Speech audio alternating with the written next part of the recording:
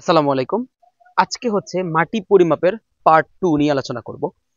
মাটি পরিমাপ এমন একটা বিষয়, এটা নিয়ে আসলে অনেক সবারই হচ্ছে কিউরিওসিটি থাকে যে আসলে মাটিটা কিভাবে পরিমাপ করা হয়।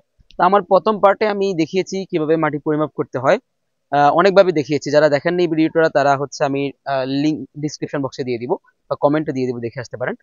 এখন যেটা আজকে সেকেন্ড পার্টে যেটা আলোচনা করব সেটা হচ্ছে, ধরে নিন হচ্ছে আপনার একটা পুকুর আছে, সেটা আপনি ফিল আপ করতে চান, অথবা আপনার একটা জমি আছে সেটা আপনি ফিল আপ করতে চান। ধরুন আপনার 5 ঘন্টা একটা জমি আছে, বা আপনার 20 ডিসিমেল 30 ডিসিমেল একটা সম্পদ আছে, সেটা আপনি ভরাট করতে চান। তাহলে কতটুকু মাটি লাগবে সেটা আপনার একটা আইডিয়া থাকা দরকার। তো এই আইডিয়া নিতে হলে আপনি কিভাবে পরিমাপ করবেন, আপনাকে কারোর কাছে দৌড়াতে হবে না, জাস্ট আমার ভিডিওটা দেখলে আপনি বুঝতে পারবেন। ওকে, আমরা ধরে নিলাম হচ্ছে এই যে একটা জমি আমরা দেখতে পেলাম, ঠিক আছে। এই জমিতে ধরেন হচ্ছে কেউ ধরে মনে করেন যে হচ্ছে 5 ঘন্টা। আমরা সাধারণত গ্রামের মানুষগুলো গন্ডাতে হিসাব করতে পছন্দ করি।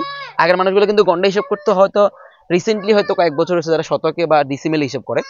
তো ধরেন এখানে 5 ঘন্টা জমি আছে, আপনি 5 ঘন্টা জমি ভরাট করতে চান, কিন্তু আপনি জানেন না যে এখানে দৈর্ঘ্যপ্রস্থ কত।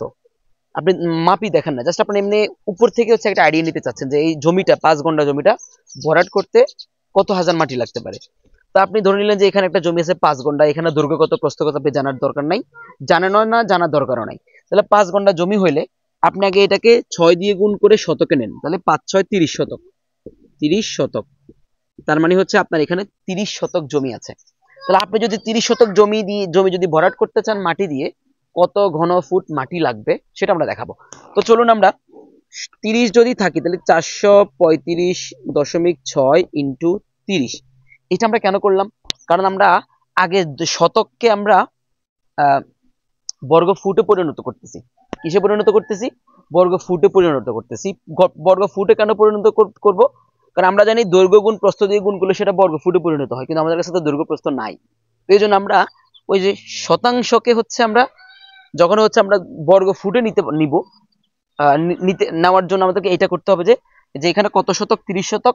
আর আমরা জানি 1 শতক সমান সমান হচ্ছে 435.6 বর্গ ফুট। তো 435.6 বর্গ ফুটকে 30 শতক দিয়ে 30 দিয়ে গুণ করলে হচ্ছে আমরা পাবো হচ্ছে এখানে কত বর্গ ফুট জায়গা আছে এখানে। ওকে, তো আমরা আমার প্রতিদিনের মতো আমার ক্যালকুলেটর কিন্তু এটাই, মোবাইলের ক্যালকুলেটর। সো হচ্ছে 435.6 ইন্টু হচ্ছে 30। তাহলে আমরা দেখতেছি যে এখানে হচ্ছে 13,068 হচ্ছে 13,068 বর্গ ফুট। আমরা কিন্তু এখনো ঘনফুটে যাইতে পারিনি। তাহলে এটা হচ্ছে 13,068 বর্গ ফুটও পাইছি। এখন প্রশ্ন হচ্ছে এই জমিটা আপনি কত ফুট ভরাট করবেন, ঠিক আছে। তা আপনি যদি মনে করেন যে আপনি 6 ফুট ভরাট করবেন, তাহলে আমরা জাস্ট এটাকে 6 দ্বারা গুণ করব। তাহলে 6 দ্বারা যদি আমরা গুণ করি, তাহলে হচ্ছে গুণ 6, তাহলে হচ্ছে 78,408। 78,408, সরি,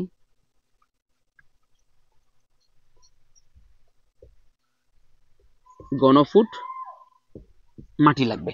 তার মানে হচ্ছে আমার এই 15 ঘন্টা জমি বা 30 শতক জমি ভরাট করতে, 6 ফুট উচ্চতা ভরাট করতে আমার মাটি লাগবে হচ্ছে 78,408, বা আমরা চাইলে এটাকে 79,000ও ধরতে পারি, বা কম বেশ হইতে পারে। ওকে, সো এটা হচ্ছে আমরা এই জমিটা ভরাট করার পদ্ধতি। সো মানে মাটি হিসাব করার পদ্ধতি। আশা করি আপনারা বুঝতে পেরেছেন। যদি মনে করেন যে আপনি হচ্ছে এটাতে যদি ভিন্ন হয়, ধরে নিলাম এটাতে 30 শতক নাই, আপনি ধরেন এটাতে 32 শতক ধরলেন। 32 শতক যদি আপনি ধরেন, তাহলে হচ্ছে জাস্ট আপনি এখানে 435.6 কে 32 দ্বারা গুণ করবেন, গুণ করে যা হয় তা উচ্চতা দিয়ে গুণ করলে আপনার ঘনফুট মাটি বের হয়ে যাবে। সিম্পল হিসাব। আমি আরেকবার বলি, যদি ধরেন এখানে 6 ফুট হচ্ছে, আপনি আপনি এখানে চাচ্ছেন আর কি, যেখানে উচ্চতা 6 ফুট হবে না, উচ্চতা 6.5 ফুট হবে। তাহলে 6.5 ফুট সমান আমরা জানি 6.5। ওকে, তারপরে জাস্ট 6.13,068 কে 6.5 দ্বারা গুণ করবেন। আপনি যদি মনে করেন যে না, আমার এখানে হচ্ছে 13,068, আমার উচ্চতা হবে হচ্ছে আপনার ধরেন 6 ফুট 8 ইঞ্চি। তাহলে 6 ফুট 8 ইঞ্চি আপনি কিভাবে বের করবেন, 8 ইঞ্চির দশমিকে কিভাবে নেবেন? আমরা জানি 12কে যদি, সরি, 8কে যদি আপনি 12 দ্বারা ভাগ করেন, তাহলে হচ্ছে 0.67, তাহলে 6.67 হয়ে যাচ্ছে। তাহলে জাস্ট আমি এবার এটাকে 13,068 কে 13,068 আমি 6.67 দ্বারা গুণ করবো। 6.67 কেন? 67 মানে হচ্ছে 8 ইঞ্চি। 8 ইঞ্চি, হ্যাঁ, তাহলে হচ্ছে আমার 87,163 ঘনফুট মাটি লাগতেছে এখানে। সো এই ছিল আমাদের একটা জমি আনুমানিক ভরাট করার মাটি কত ঘনফুট লাগতে পারে সেটা হিসাব করার পদ্ধতি। আপনি চাইলে এটাকে পুকুরে ধরতে পারেন, পুকুরের হচ্ছে কত শতক পুকুর আছে এখানে ধরতে পারেন আপনি একটা হিসাব করে। তারপরে ওইটাকে আপনি কত হচ্ছে যাই 435.6 দ্বারা গুণ করে এটাকে মানে বর্গ ফুটে নিয়ে যেতে পারেন। এরপরে উচ্চতা কত ফুট উচ্চতা হবে সেটা দ্বারা গুণ করে আপনি ঘনফুটে নিয়ে যেতে পারেন। এখন প্রশ্ন হচ্ছে সবচেয়ে ক্রিটিক্যাল হচ্ছে এইটা, যেটা হচ্ছে ধরে নিলেন আপনি যে, আমি আবার একটু দেখাচ্ছি, একটু জায়গাটা একটু বড় করে নিই। ধরে নিন হচ্ছে এটা জমি, ঠিক আছে। এখানে হচ্ছে আমরা আগের মতো ধরে নিলাম যে এখানে 30% আছে। এখন প্রশ্ন হচ্ছে আপনি উচ্চতা বিষয়টা, যেমন আমরা 435.6 গুণ হচ্ছে 30 শতক গুণ করলাম আমরা 13,068 পেলাম। এরপর আমরা উচ্চতা দিয়ে গুণ করলে ঘনফুটে যাবে। তবে প্রশ্ন হচ্ছে উচ্চতা ধরে নিন হচ্ছে কোথাও হচ্ছে 6.5 ফিট, কোথাও 6 ফিট, কোথাও 6 ফিট 8 ইঞ্চি ধরে নিলেন আপনি। মানে এক জায়গায় হচ্ছে 6 ফুট উচ্চতা, আরেক জায়গায় হচ্ছে 6 ফুট 5 ইঞ্চি, আরেক জায়গায় হচ্ছে 6 ফুট 8 ইঞ্চি। তাহলে আপনি কি করবেন এবার? এবার আপনি একটু বিভ্রান্ত হয়ে গেলেন না, মানে বিব্রত হয়ে গেলেন না? এবার দেখেন আপনি এই তিনটাকে গড় করতে হবে প্রথমে। তাহলে প্রথম হচ্ছে 6 ফুট যোগ তারপর হচ্ছে কি 6.5 ইঞ্চি মানে হচ্ছে 42। আপনি 4 কে 12 দ্বারা ভাগ করলে হচ্ছে 42 হয়ে যাবে। তারপরে হচ্ছে তাহলে 6 ফুট 5 ইঞ্চি মানে হচ্ছে 6.42, তারপরে হচ্ছে 6 ফুট 8 ইঞ্চি মানে হচ্ছে 6.67। ওকে, এবারে তিনটা যোগ করলাম আমি, 3 দিয়ে ভাগ করব, 3 দিয়ে ভাগ করলে হচ্ছে 6.37 হচ্ছে।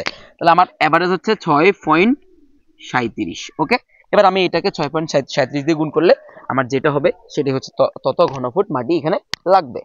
আশা করি আপনারা মাটির পরিমাপের আজকে সেকেন্ড পার্টটা বুঝতে পেরেছেন। সো যদি বুঝতে পেরে থাকেন তাহলে অবশ্যই ভিডিওটা শেয়ার করবেন আর কমেন্ট করে আমাকে উৎসাহ জানাতে ভুলবেন না। সবাই ভালো থাকবেন। আসসালামু আলাইকুম।